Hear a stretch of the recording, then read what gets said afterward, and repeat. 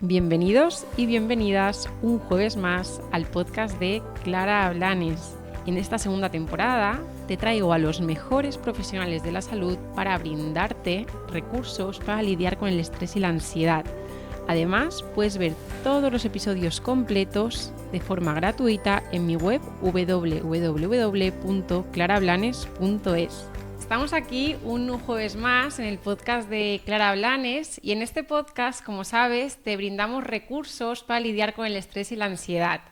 Si recordáis, en el primer episodio, en la presentación del podcast, ya nos acompañó Soledad Jiménez, que la tenemos aquí también. Buenas tardes. Hola, buenas tardes. Sí, aquí estamos encantados. Bueno, pues Soledad fue, yo ya la he bautizado como madrina del podcast, ¿vale?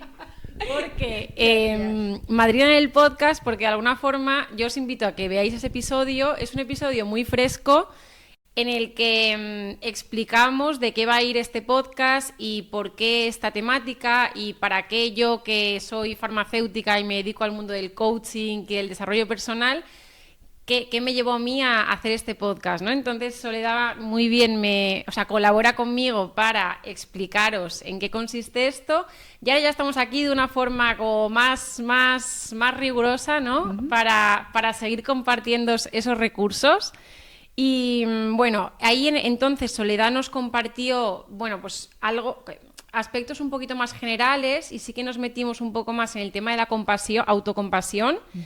Y bueno, seguro que nos puede aportar muchísimo más en este episodio.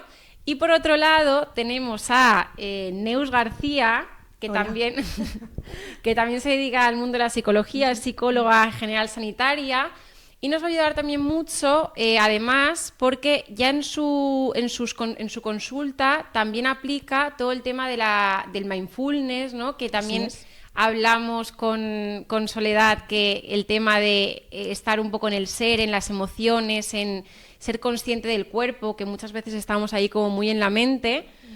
Y bueno, estoy acompañadísima de estas dos grandes profesionales que al final en este podcast traemos grandes profesionales para que nos brinden recursos para lidiar con el estrés y la ansiedad.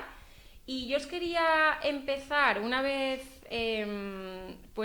una vez estemos ahí, os quería preguntar ¿qué es el estrés? Esta pregunta va para Neus. Soledad nos la contestó ya en ese primer episodio, al final del primer episodio. Entonces, si queréis escuchar su respuesta y si tiene algo que decir también aquí, podéis volver a ese episodio y escucharla.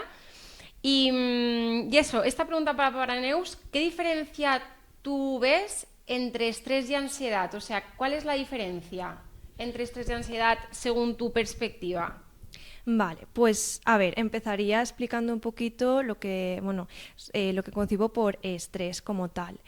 Esto sería como la reacción del organismo a una demanda del entorno, ¿no? Y esto nos permite, pues, durante el día a día poder hacer, pues, nuestras tareas cotidianas, desempeñarnos laboralmente, en todas las relaciones que tenemos. Nos permite movernos, ¿no? Ir a por nuestros objetivos, por alguna manera decirlo así. ¿Qué ocurre? Que cuando vinculamos el estrés con la ansiedad, a ella nos estaríamos pasando a concebir el estrés como algo dañino, ¿no? Como este estrés que nos sobrepasa. Cuando, por ejemplo, hay una cantidad de tareas enorme que tenemos que hacer durante un día, cuando ya empezamos un poquito a anticipar todo lo que tengo que hacer, no puedo parar, me siento acelerada, empiezo a tener incluso algún síntoma más fisiológico que ya me empieza a molestar, porque ya me empieza a limitar un poquito en mi día a día. A ella nos estaríamos pasando a un poquito más el ámbito de la ansiedad, porque ya es un estrés que ya no es productivo, que ya es como más molesto, como que ya le huimos un poquito más, ya le tenemos un poquito más de rechazo y como que nos entorpece en nuestra vida diaria. Yo iría un poquito por ahí. También el origen es muy importante. Cuando hay un estrés, está claro que el origen lo tenemos delante, ¿no? Sabemos cuál es el estresor. Por ejemplo, tengo una pila de trabajo por hacer. Entonces yo, bueno, pues me necesito organizar, necesito planificarlo de alguna manera para llevarlo adelante, pero me puedo agobiar de verlo. Cuando pasamos a la ansiedad, este estresor ya no tiene por qué estar presente necesariamente. ¿Por qué?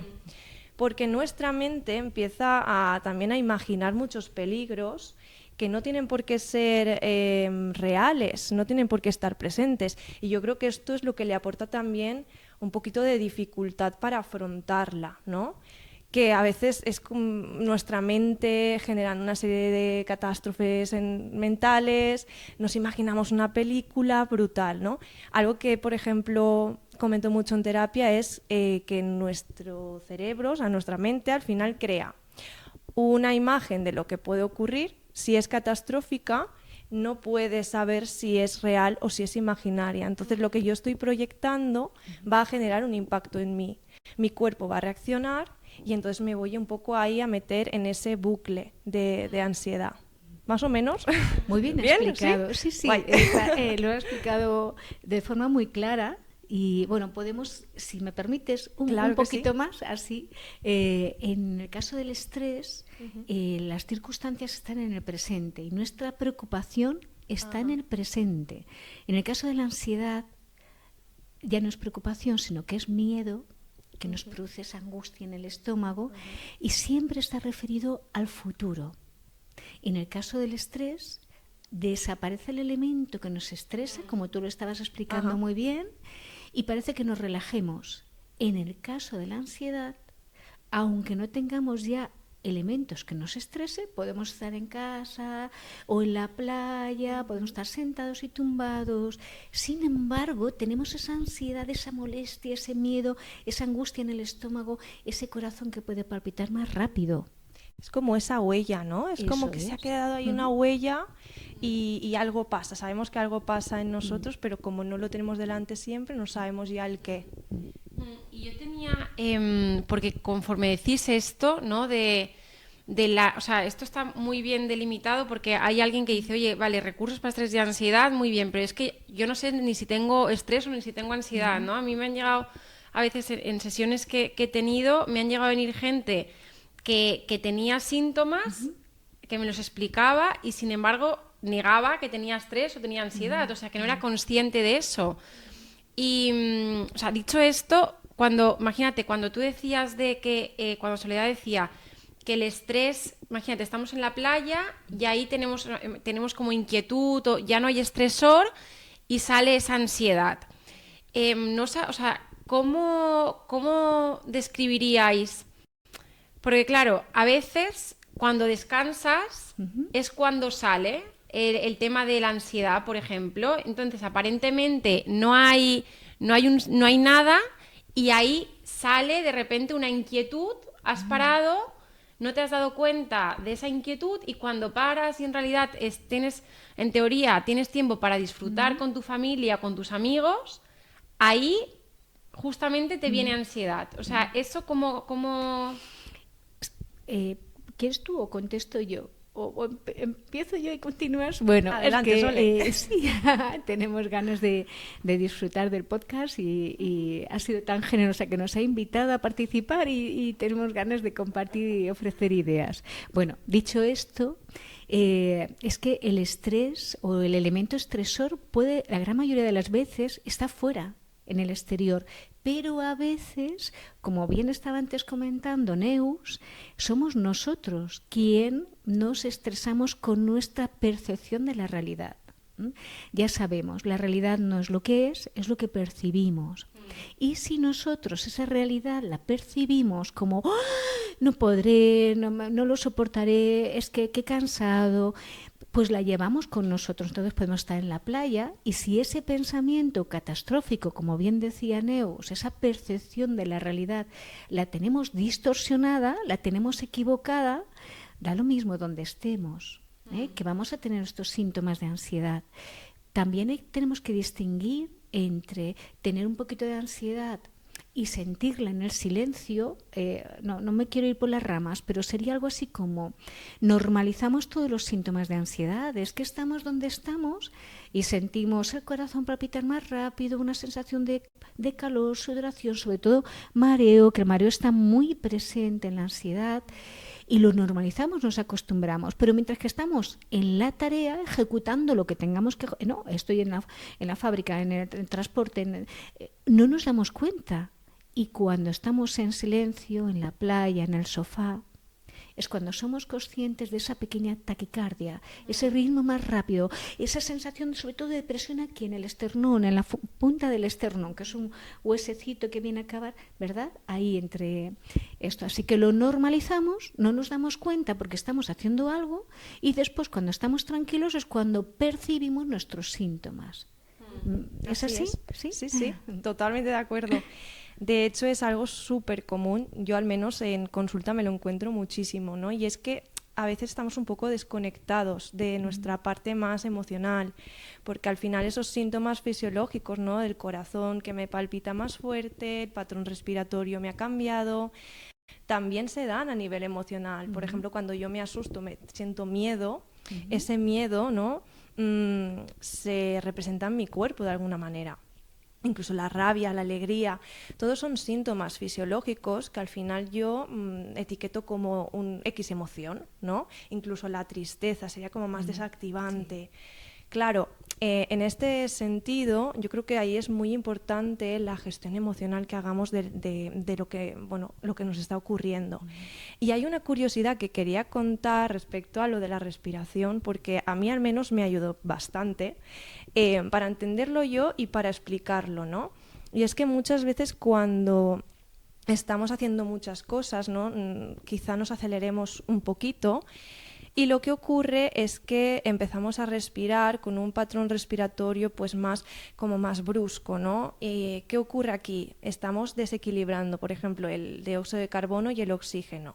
Entonces, este desequilibrio es el que empieza a mover a todo el cuerpo para que pueda responder, ¿no? Es como si nos estuviese persiguiendo un león, que bueno, ya no hay leones, menos mal, pero claro, no es un león, ahora son tareas, el estar en todos los sitios a la vez, el querer llegar con ese perfeccionismo alto, y entonces empezamos a notar ese corazón que intenta palpitar para que todo funcione bien, nos duele incluso el pecho, ¿no? Porque viene mucha gente con ese dolor de pecho. Y empiezan incluso a los mareos, toda esta serie de síntomas que son bastante chocantes para la persona, porque en esos momentos incluso puede pensar en momentos de ataques de ansiedad que le está dando un ataque al corazón y no es así, pero al ser catastrófico lo que va a hacer es que vaya incluso a coger más miedo, ¿no? Porque, ostras, me va a pasar algo grave y realmente es ansiedad.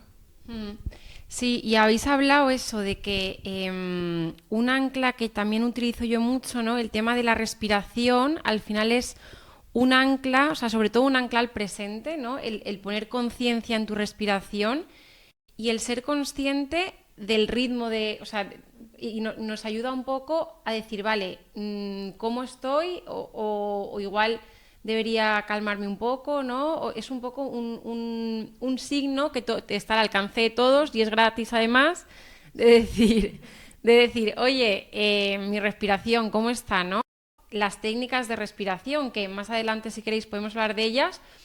Y yo ahora pasaría a la segunda pregunta, que sería, vale, con todos estos temas, porque igual hay un poco de controversia y al final desde el pharmacoaching lo que yo pretendo con la colaboración de otros profesionales es brindar recursos justamente para lidiar con ese estrés y ansiedad, pero aquí surge la duda, ¿no? De, vale, medicación sí o no, ¿no? Porque ya hablamos en el primer episodio que al final, bueno, pues una cosa es el estrés, pero ya cuando llegas a un trastorno de ansiedad, pues en farmacología o en psiquiatría se medica esto tanto con antidepresivos como con... O sea, antidepresivos sería tratamiento a largo plazo y los ansiolíticos es como para un rescate a corto plazo, ¿no? Como síntomas puntuales, esto que dices de... como algo agudo, ¿no? Como un rescate en el momento. Entonces, para mí lo ideal desde el pharmacoaching, desde lo que yo estoy promulgando es, vale, o sea, esa ayuda está bien, ¿no? Y además, o sea, ¿qué puedes hacer tú? ¿Qué recursos puedes desarrollar para gestionar todo eso, ¿no? Entonces, ese es mi punto de vista. Y yo quería saber, vosotras, como psicólogas, para estos casos, medicación sí, medicación no. Soledad ya nos dijo más o menos un poquito su punto de vista. ¿Cuál sería el tuyo en estos casos? Para mí, bueno, medicación depende. Esto, lo de depende en psicología es genial. Echamos muchísimo de ahí. Bueno, depende porque necesitamos ver a la persona que tenemos delante, ¿no? Hay muchas veces que hay un elevado estado de ansiedad, estamos en alarma, ¿no? Entonces, claro, a la hora de exponerse a ciertos estresores que me generan esa ansiedad o a ciertos pensamientos o a ciertas situaciones que me están como activando ese nivel, si yo estoy muy sensible a esto, claro, me va a costar mucho, ¿no? Entonces, claro, es lo que tú promulgas un poquito. Yo también voy por esa línea. Cuando hay un estado muy agudo, ¿no? Esto me puede ayudar, ¿no? Pero no es cuestión de utilizarlo como para siempre, ¿no? Es como el decir, bueno, a mí me encanta esta metáfora, yo os la cuento, igual ya la habéis escuchado o no, espero que os aporte, pero es como si la medicación fuese una muleta, ¿no? Es como yo me ayudo de esta muleta para seguir adelante, pero no es mi silla de ruedas. Si yo descanso sobre mi silla de ruedas y abandono la batalla, pues claro, voy a estar siempre medicada, ¿no? Aquí hay un apunte porque hay trastornos crónicos que evidentemente es otro panorama distinto, ¿no? Pero yo hablo de, por ejemplo, casos de ansiedad donde puede servirme y pues puede ser que yo con terapia y con otras técnicas alternativas pueda ir como dominando un poquito lo que me pasa, revisando mi historia vital, mirando a ver de dónde viene y teniendo como herramientas para desenvolverme. Quizá en algún momento me deje de hacer falta, ¿no? Entonces, yo no lo orientaría así a crear una dependencia rápida, sino tener algo que en ese momento me sirva, ¿no? Y me ayude también a la hora de combinarlo con terapia. Qué bonito esa metáfora que he dicho de que sea mi muleta, pero no mi silla de ruedas donde sentarme y apoyarme, porque es así. Hay que llevar muchísimo cuidado con la medicación que es para una persona no le vale a la otra, no es que sea dañina, pero evidentemente tiene unos efectos, y algunas sí que puede ser dañina, tiene unos efectos internos neurológicamente, sobre todo, bueno, la experta eres tú, aquí, nuestra farmacéutica experta, que nos puede decir, nos puede hablar de los efectos adversos de tomar la medicación un poco a broma y tomarse la que le han recetado a mi madre, que como tiene diazepam me lo tomo, ¿no? A mi amigo, que resulta que le han dado tranquimacín, y yo también. La automedicación ahí, claro, qué peligroso. Creo que para esto siempre hay que ir a un profesional, a un buen profesional, que te indique si la ansiedad que tienes es como un trastorno de ansiedad o si esa ansiedad forma parte de otro trastorno, porque puedes tener muchos tipos de trastorno bien clasificados, que tienen que ser bien diagnosticados, y a lo mejor necesitan esta u otra medicación, porque hay una gran variabilidad de medicaciones, ¿verdad?, mucho más específicas, que van a hacer mucho bien. Creo que, como bien dicen Neus y Clara, en un estado agudo puedes tomártelo, pero a largo plazo habrá que buscar otras técnicas alternativas, ¿verdad? Mindfulness, relajación, respiración diafragmática, yoga, otras muchas que nos puedan ayudar a largo plazo. Sí, y o sea, por ir, porque yo estoy segura que tienen muchísimas ganas de escuchar. Al final, porque ya hemos hecho un repaso, ¿no?, por todo el tema de, vale, estrés, ansiedad, síntomas, demás, medicación, si no, vale. Y, o sea, vosotras, la otra vez hablábamos de la autocompasión, del creer en uno mismo, de incluso de la autoestima, ¿no? O sea, hablamos de todos esos términos y vale, vosotras en consulta, ¿qué recursos ofrecéis en este caso, ¿no? Porque entiendo sí que una cosa es que la persona pueda entender, ¿no? Al final, yo cito mucho a Marian Rojas, que me encanta, y ella habla mucho de comprender es aliviar, ¿no? Y yo creo que en consulta, al final, el comprender lo que te pasa, ya eso es un alivio, ¿no? Es un alivio de tu estado. Entonces, además de eso, que yo creo que es, bajo mi punto de vista, el grosso, ¿no? De sentarte ahí, a hablar sobre lo que te pasa y entender por qué te pasa. Además de eso, que yo creo que ya es un súper recurso, ¿no?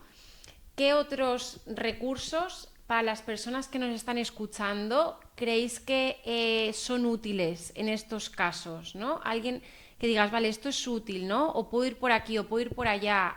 Un poquito sobre ese tema. Pues como Neus es experta en mindfulness, tenemos aquí una persona maravillosa que nos puede explicar esta técnica o este modo de estar, más que una técnica, y otras similares. Claro, a ver, como recursos hay mogollón, ¿no? Desde hábitos de vida saludables, ¿no? La respiración.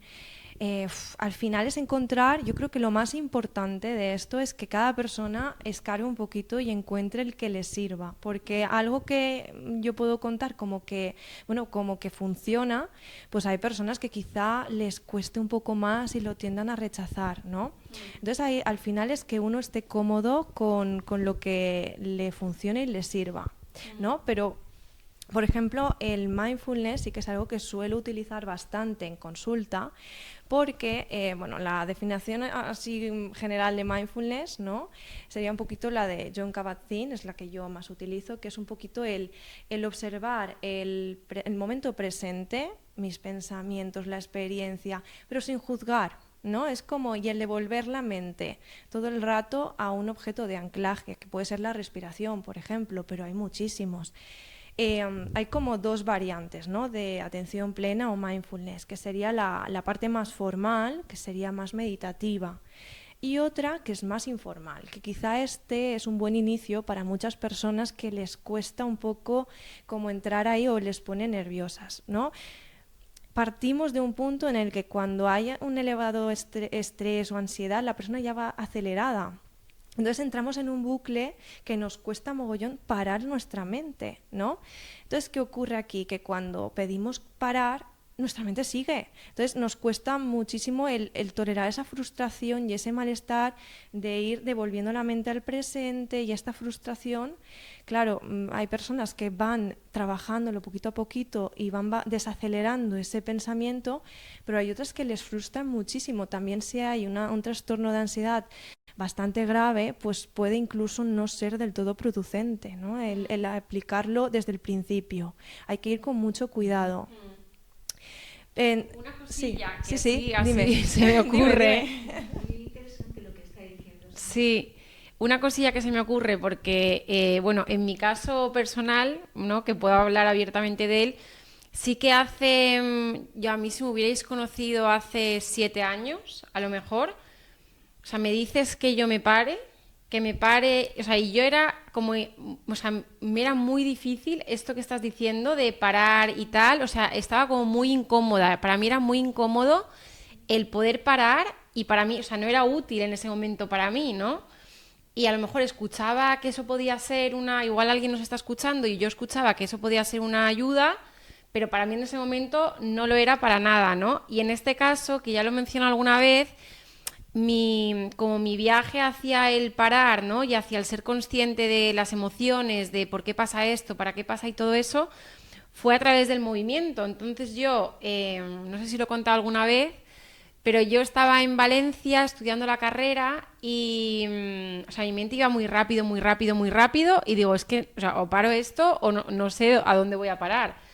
Entonces iba caminando, a mí una cosa que me relajaba mucho era caminar por, no sé, sitios que no haya visto nunca, ¿no? Y la curiosidad que me daba parar en un sitio, parar en otro, tal y cual. Iba caminando por ahí y vi como una escuela de yoga que me llamó la atención Y yo entré y dije, oye, aquí ayudáis a parar la mente. Y digo, porque a mí mi mente va... Me vendría bien, ¿no? Y digo, mi mente va muy rápido y digo, no sé si aquí, o sea, y dice, no es tu mente, o sea, es algo común tal, y dice, vente un día a la clase y pruebas. Y a partir de ahí, a través de ese movimiento, porque al final el yoga tiene en común con el mindfulness, que al final es una meditación en movimiento. Sí. Entonces a mí ya no me decían, oye, párate y quédate quieta, sino, oye, respira, y a la vez que respiras, sube los brazos, respira, baja los brazos, ¿no? Y eso a mí me ayudó hasta el día de hoy, que yo hace poquito que aprendí a meditar, hace muy poco, hace a lo mejor un par de años, ¿no? O año y medio. Pero eso, o sea, ha sido un viaje, por lo que decías, un viaje de todo ese proceso hasta que yo soy capaz de pararme, quedarme quieta y estar solo con la respiración o con cualquier objeto de atención. Y pararte, yo entiendo también que de manera muy autocompasiva, ¿no? Porque al final, cuanto más nos frustramos, yo lo observo en las personas que vienen y en mí misma, cuando yo practico y que hay días que voy frustrada y que, ay, ya otra vez me he ido, hay que volver. Y es como que me lo exijo, ¿no? Voy desde la autoexigencia, ¿no? Tengo que hacer perfecto. Y es como, bueno, vamos a ver, no estamos aquí para ser perfectos, ¿no? Estamos un poco para trabajar esa aceptación de que mi mente se ha ido, porque mi mente va en piloto automático generando 60.000 pensamientos al día y ha pillado una cosita que ha asociado con no sé qué y ya se ha ido como un mono en la selva, rama en rama, ¿no? Claro, ahí el devolver la mente al presente, pero desde el respeto hacia una misma, desde el acompañarse, desde el aceptar, bueno, pues me he ido, vuelvo. Si es que al final la atención plena es recordar, volver al presente. Ahí estoy entrenando la atención. De hecho, las técnicas informales van un poquito por ahí. Aprovechar rutinas que tengo automatizadas, tipo una ducha, un paseo. De hecho, yo creo que hiciste un paseo con una mente de principiante que viste el cartel, ¿no? Y te resonó ahí, ostras, esto lo quiero ver, ¿no? ¿Qué pasa? Entonces, es ir un poquito por ahí entrenando nuestra mente a bajar de esa nube a la que se sube y ir recordando el traerla al presente. Ahí está. ¿Y cómo se...? Porque la otra vez hablaste de autocompasión y hablas mucho de mirarse con autocompasión. Vale, Soledad, o sea, ¿cómo se hace esto, no? O sea, porque claro, a mí también yo estoy aquí en modo alumna, que estoy disfrutando un montón, y a mí hace unos años también me decían, oye, mírate con autocompasión, y digo, ¿pero cómo se hace? O sea, ¿cómo se hace eso? O sea, ¿cómo me miro con autocompasión? Y digo, no lo entiendo, cuéntanos... Sí. Un poco. Voy a desviar un poco la pregunta de Clara porque me gustaría matizar sin dejar lo que estábamos hablando de cómo podemos tranquilizarnos, estar más calmados. Y ahora, si me permites, comento o respondo a la autocompasión, si me acuerdo, que igual me meto en el tema de la ansiedad y se me olvida, pero tienen que volver a preguntar. Coincido con ellas que cuando uno tiene una alta ansiedad o simplemente se encuentra nervioso, es difícil concentrarse en la respiración, en el presente, saber observar lo que está viendo, a veces ni caminando siquiera, ¿no? Quiere estar en el momento presente, en la atención plena, y no es posible. A mí me ha ayudado, o veo que ayuda a las personas, me he equivocado diciéndolo, ayuda a las personas la relajación de Jacobson, la progresivo muscular. Porque es muy antigua la relajación de Jacobson, final del siglo XIX, principio del siglo XX, es una de las relajaciones más antiguas que siguen utilizándose. Y consiste en ejercicios muy breves en zonas musculares determinadas que tensionas y distensionas. Ayuda a centrar la mente y ayuda a ser consciente de esa tensión que tienes. No hace falta hacerlo todo, o sea, podemos, un ejercicio que nos digan, podemos hacer una parte, podemos estar 3 minutos, podemos estar 5 minutos, voy a hacer un poco de respiración, voy a hacer un poco de meditación. Bueno, me dicen que la meditación, lo mejor media hora, para que empiece a hacer cambios neuronales y tal, lo mejor media hora. La mindfulness, atención plena, tal, lo voy a hacer 20 minutos, porque me han dicho, o media hora, pero no puedo. Es que no puedo y me siento frustrado y me siento culpable porque ¿por qué lo hago tan mal? ¿Por qué otros pueden y no pueden? Pues me voy a la pastilla, me voy al diazepam, ¿no? Entonces, y acabo rápido. Sigue. 5 minutos, 2 minutos. Y hay otra cosa que también ayuda, mucho más sencillo.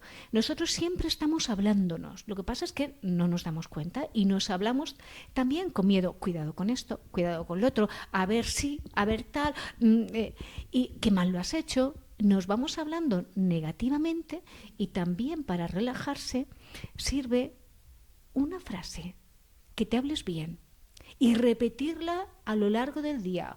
No la puedo repetir porque se me olvida. Vale, pues en una hora. De ahora hasta las 12 de la mañana, de 11 a 12, voy a hacer un esfuerzo por repetirme esta frase. Tranquilo, todo va a ir bien. Respira, lo vas a hacer bien. Puedes parar un segundo. Para, sé consciente, continúa. Cree en ti, vas a poder. Una frase breve, muy sencilla, que te permita iniciarte en el mundo de quererte. En el modo de quererte. ¿Qué es la autocompasión? Pues va unido a esto, ¿verdad que sí? La autocompasión sería comprenderte, perdonarte, ser tu mejor amigo, aliviarte el dolor sin sentirte culpable, entender que vivimos muchas circunstancias, muchas veces no sabemos cómo hacerlo, mirar al pasado, no castigarse, con el remordimiento, el sentimiento de culpa, sino entender por qué lo hemos hecho así y a partir de esa experiencia intentar cambiar y mejorar. Sería una idea. Seguro que Neus, que es la experta sobre mindfulness, la va a ampliar, mejorar y va a hacer sublime. Yo me he quedado súper tranquila escuchándote. De verdad que yo iba diciendo, sí, ostras, es que sí. Es verdad. Espero que quien escuche esto entre ahí un poquito en esa voz de Sole, porque la verdad es que genial. Así es, yo también lo veo desde este modo. O sea, al final, yo también en terapia uso algo muy simple, ¿no? Muy sencillo, que es cómo me siento y qué necesito. Porque esto es que a veces cuando nos preguntamos a nosotros mismos, pero ¿qué necesito, no? ¿Qué siento? Y es como, wow, o sea, es que quizá no me he escuchado mucho. Quizá he estado queriendo cumplir expectativas o he intentado llevar un ritmo de vida y mi cuerpo está diciendo que pare, ¿no? Que relaje el ritmo. Entonces el acompañarse de esa manera, ¿no? El ver incluso, ver la historia en terapia, ¿no? Mi historia vital, qué experiencias me han marcado, porque quizá también hay experiencias un poquito traumáticas que están llamando a la puerta, ¿no? Y que a veces nos generan un pensamiento muy autocrítico, ¿no? Y a veces incluso son cosas que nos han ido diciendo pues de pequeños o de adolescentes o momentos donde nos hemos desenvuelto en el mundo y hemos visto que pues quizá no éramos suficiente, ¿no? Y ahí es como, necesito revisar todo esto, ¿no? Con un profesional que me pueda ayudar, que me pueda acompañar y también incluso ver, pues, cómo puedo, como dice Sole, ir mandándome ese mensaje de calma, ¿no? Yo lo veo como un mensaje autocalmante. Que no sé yo, porque cuando muchas veces hablamos de la relajación de Jacobson o de este tipo de diálogo interno más amable conmigo mismo, que al final es un truco que yo doy, es háblate como le hablarías a tu mejor amigo. O sea, ahí es como, pero cámbialo hacia ti, ahora a ti, ¿no? Y empezamos desde ahí. Pero todo esto al final, es como que me relaja, ¿no? Y hasta aquí el episodio de hoy. Si quieres seguir aprendiendo juntos recursos para lidiar con el estrés y la ansiedad, regístrate gratis en www.clarablanes.es para poder disfrutar del episodio completo. Un placer, como siempre, nos vemos en el próximo episodio.